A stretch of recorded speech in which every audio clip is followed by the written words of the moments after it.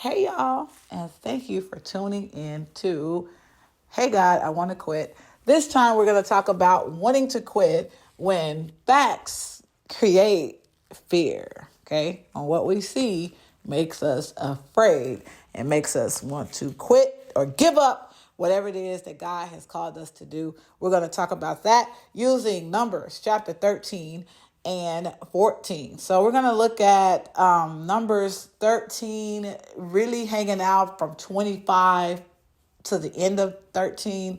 And we're going to look at 14 to verse 12.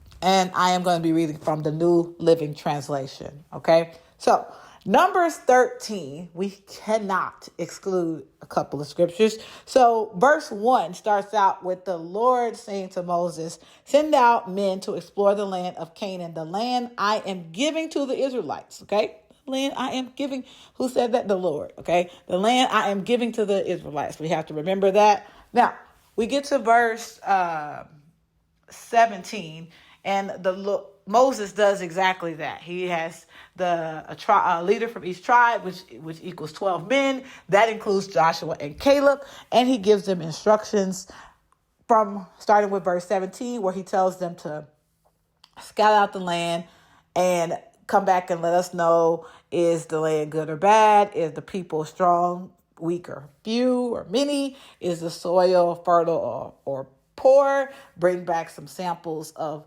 the crops. What about the cities? Are they fortified or open camps? These are some of the things that they are to explore, y'all. Okay, explore. Come back, give us the information on what you have found. And so when we get to verse 25, the scouts are back and they have their report. And they report to him with 27 saying, we entered the land you sent to us to explore, and it's indeed bountiful country, a land flowing with milk and honey. Here is the kind of fruit it produces. And then they say, but the people living there are powerful, and their towns are large and fortified. We saw giants there, the descendants of Anak. And they go to explain the people that are in the area or around the area. Caleb, in verse 30, tries to quiet the people as they stood before Moses, and he says, let's go at once to take the land. He said, we can certainly conquer it. And then verse 31, but the men who had explored the land with him disagreed. We can't go up against them. They are stronger than we are. So they spread this bad report throughout the land, saying that the land we traveled through and explored will devour anyone who goes to live there. All the people we saw were huge. We even saw giants there, the descendants of Anak. Next to them, we felt like grasshoppers, and that's what they thought too. So in 14, the whole community begins weeping aloud, and they cried all night, and their voices rose in great chorus of protest against Moses and Aaron. If we had only died in Egypt or even here in the wilderness, they complained. Why is the Lord taking us to this country only to have us die in battle? Our wives and our little ones will be carried off as plunder. Wouldn't it be better for us to return to Egypt?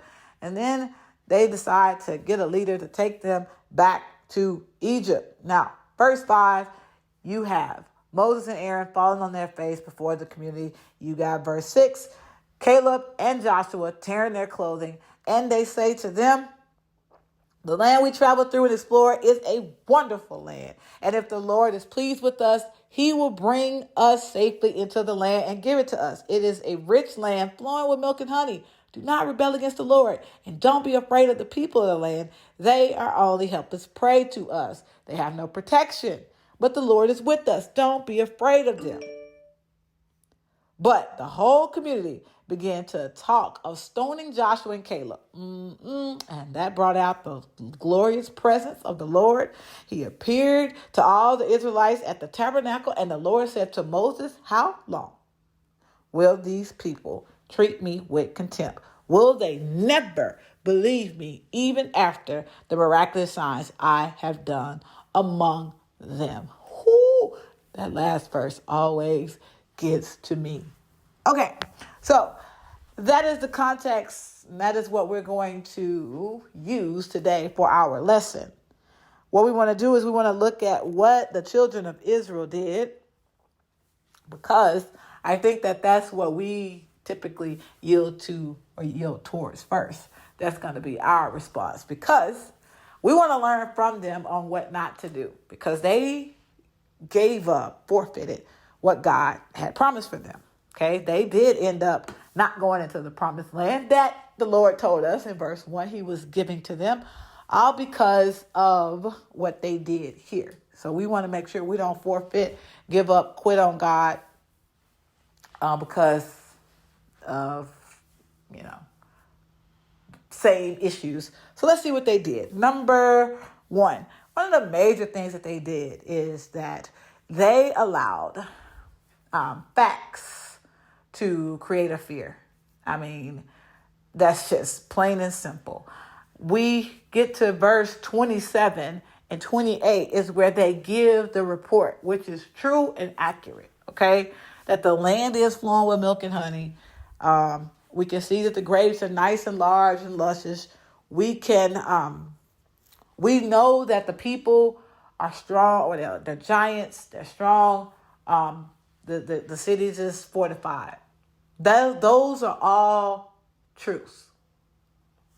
But what they did was, based off of those truths, they went in a direction of using those facts to create a fear, to create something that's not true. And then they became afraid of that. So when they got to verse 32, they say the land we travel through and explore will devour anyone who goes there to live there. That is not fact. That's something that they made up in their mind. That is not true. They go on to say that we look like grasshoppers to them. That is not true. How do you know what you look like to them? Did you go talk to them? Did they tell you that? No. Now, them saying that they felt like grasshoppers, throw that in the facts column, okay? What you feel like is your truth. But when you start talking about what somebody else say as according to what, you have created that fear. And that's what they did here.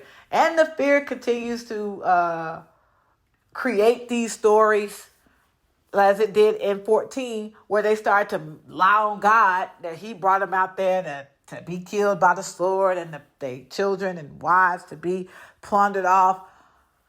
All created based off of fear, and the outcome that came from what they saw. Okay, so they allow the facts to make them afraid. Okay, they had more faith in what they saw than they did in God, which is the second thing that they did wrong. No mention, period, of the fact that God is with us, God has given us this land, that God has delivered us from Egypt, that he's going to do it again. There's no mention of God until they lied on God about him bringing them out into the wilderness to be killed and to die and all that good stuff. No mention of God. Only mention of is these lies that they have created based off of what they saw, okay? They allowed the facts to create a fear that trumped everything, okay? Trumped their faith in God and trumped their desire to even want the promises of God. They was willing to go back to Egypt, which they knew was a bad place. They knew for a fact that they were slaves there and that they cried out to God and wanted to leave there, but they were so afraid of what they saw that it trumped everything. The good side of the land and the fact that God said he was going to give it to them, they was willing to run with and operate on fear. And as a consequence, they forfeit the promise of God. Now, the opposite, Joshua and Caleb, what did they do? They did the exact opposite, okay? They allowed their faith to trump the facts, okay? Their faith was over everything. They told you in chapter 14, they said starting with verse 7, we traveled through this land, explored a wonderful land. 8 says, and if the Lord is pleased with us, he'll bring us safely into the land. He will bring us safely into the land. They go and they say, do not rebel against the Lord and don't be afraid of the people. They are helpless prey to us. They have no protection, but the Lord is with us. They are not relying on their strength, okay? Yeah, the people are giants, but they ain't bigger than God. That's what they're saying. They're saying that if God has promised this to us and that God is going to be with us, then we got this. Okay, they are that. That is true. But they ain't bigger than our God. They ain't more powerful. They ain't more stronger than God. And we should not be afraid of them as if they greater and they bigger than God. Nah. So their faith trumped the facts. All right. And the second thing is that their faith did not create fear. Their faith created strength. Okay. They became courageous. You saw when in chapter 13, when they start giving the but, however, to the report of it being good, when they started talking about the bad stuff, Caleb said, let's go at once and take the land. We can certainly conquer it. Why is he saying that? Because he believes that the Lord is with them and the Lord will fight their battles. And he knows what God can do. And that is what he's standing on. Okay, not the bad stuff.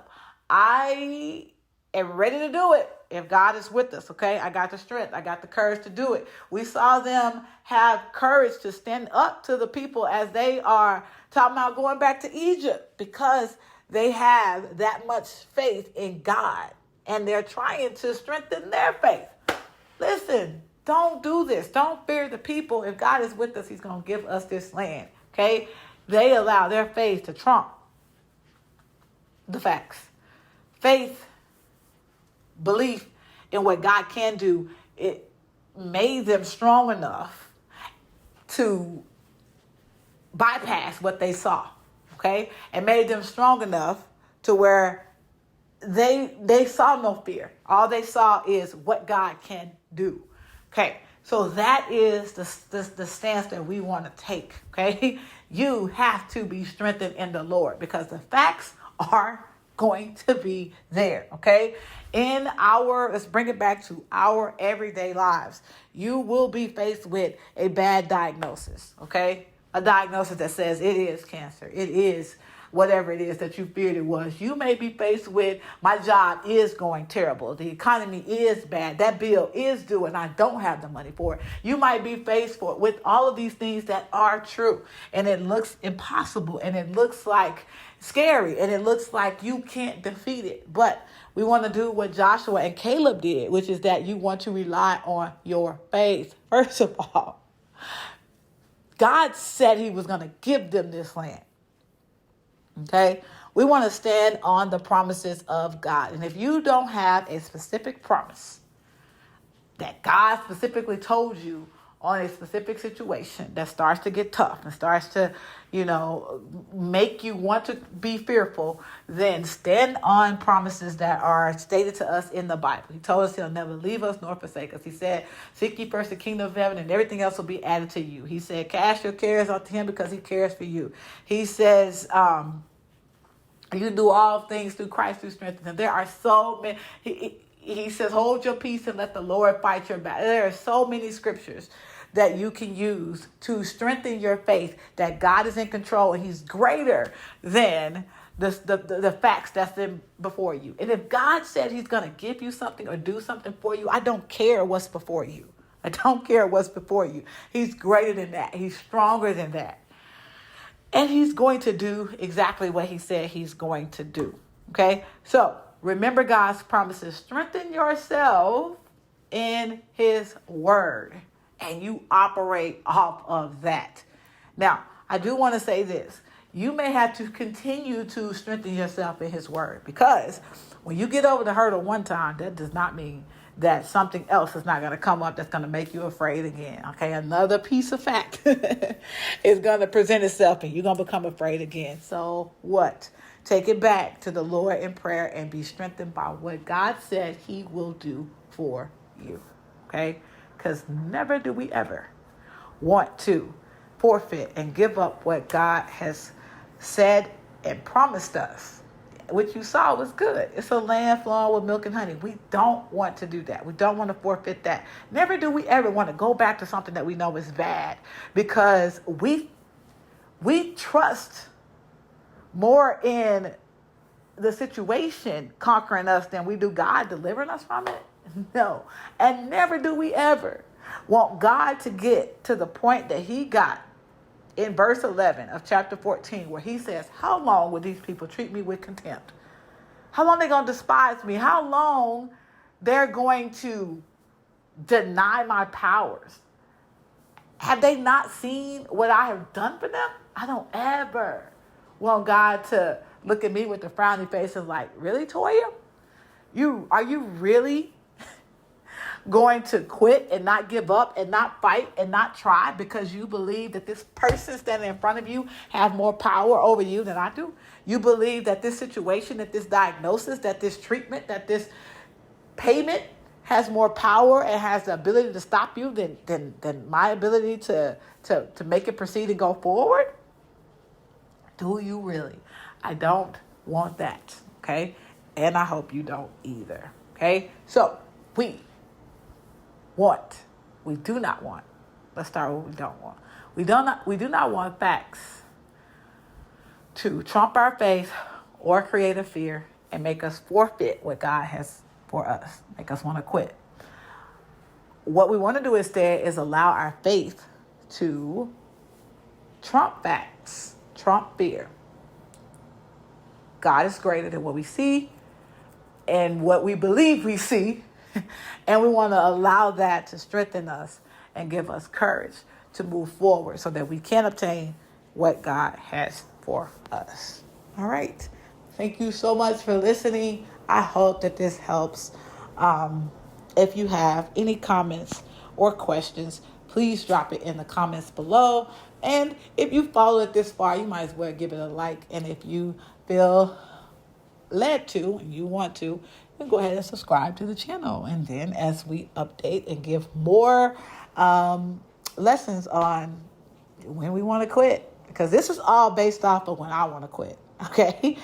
And these are things that I do. This is not like me sitting down creating a lesson because I want to, get subscribers. No, this is when I get in a reason or I get in the mode of saying I want to quit, and then I figure out why I want to quit, and then scripture comes to me and it helps encourage me, and then I use that to encourage me, and so I just put it out there to encourage other people. So if you feel, so that's when they come up, okay? They come up then. So if you want to subscribe to the channel so that you can get the next installment, please do. Otherwise, I will see you later.